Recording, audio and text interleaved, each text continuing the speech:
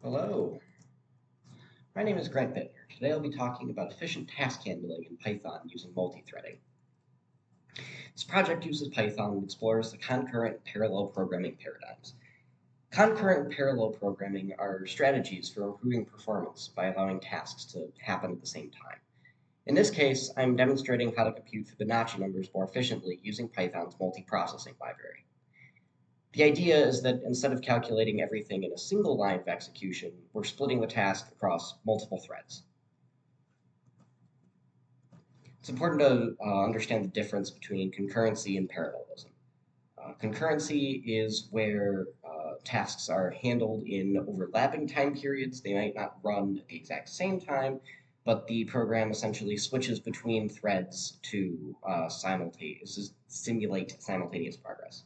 Parallel programming actually divides the work and runs tasks simultaneously across multiple CPU cores. So, sorry, concurrent programming doesn't use threads. It essentially just simulates giving processes different priority in order to simulate threads. Parallel programming actually divides the work across different threads. And what I'm demonstrating in this project is actual parallel programming, which is using multiple threads to run different parts of the Fibonacci calculation at the same time. So the goal was to calculate the nth Fibonacci number using both a single-threaded approach and a multi-threaded one, so using both concurrent and parallel programming. And then showing the difference between how much faster multi-threading was and how fast single-threading was.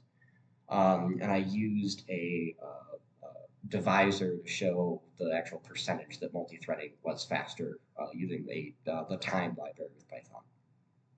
And I used Python's multiprocessing library, which works better than traditional threading for CPU-heavy tasks because of how Python handles what's called the GIL, or Global Interpreter Lock, which is a mechanism used by the standard Python interpreter to ensure that the CPU only uses one thread at a time to execute Python code, but the multi-processing library bypasses it for I/O tasks, specifically input-output tasks. And I'll get into what I/O bound tasks are in the next slide.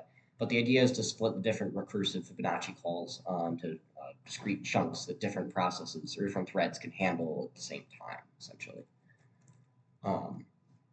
The issue is that the recursive nature of the Fibonacci function means that as you get to not even that high numbers of n, I used 30 for this example, means that you get a large number of nested calls. And that's where multi-threading helps to reduce the total time spent to calculate the entire thing.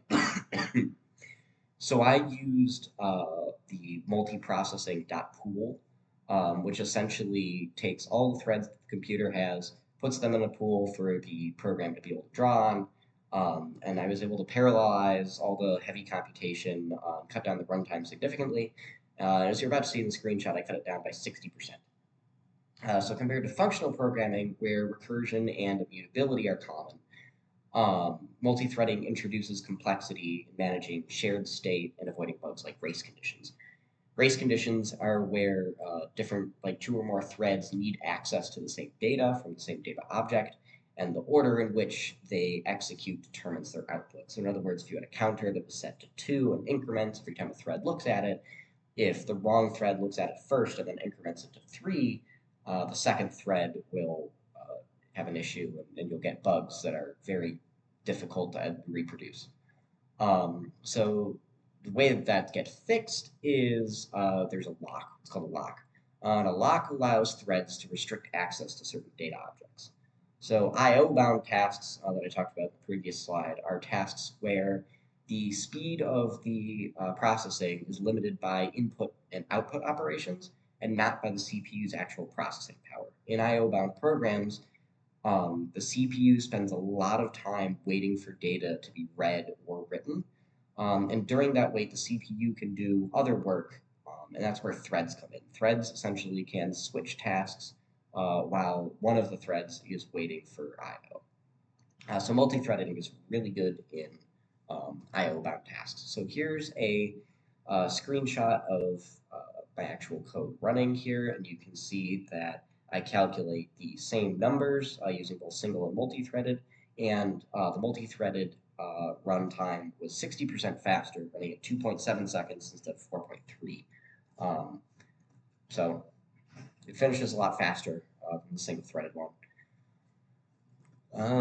So some lessons I learned while I was doing this. From a technical view, I learned how to use Python's multiprocessing library and when to use it over single threading, like I talked about in I/O bound tasks earlier. I also learned how important it is to prevent issues like race conditions, which I talked about above, especially since those bugs are hard to reproduce because the threads don't run in the exact same order every single time because the way the CPU processes doesn't run the same every single time if it's multi-threaded and not single-threaded. And then just from a learning how to learn perspective, I spent a lot more time digging through websites like Geeks for Geeks and W3 Schools. Um, I use W3 Schools primarily for the syntax for this project and all the other projects that I worked on. But it took a lot more time to look through the documentation examples and how to implement it rather than using ChatGPT or other large language models to generate the syntax for me. But I think that I could write a multi-threaded like a small 50 line like this project. I think I could write this from memory now without having to look anything up, which is useful at times and certainly makes a lot of things faster. And it also really helped me to understand how it worked. I think I could explain this from memory um, if someone asked me, several weeks from now. So it's really good, I think. So just real world applications outside of academic things like this project. Like I said earlier, it's good for I/O bound operations, things like downloading files, handling network requests like in APIs, scraping websites for data, chat servers. So things where you see like on an iPhone that like sometimes the order in which your messages are displayed are different from someone else's, and that's because the sending and receiving is done asynchronously.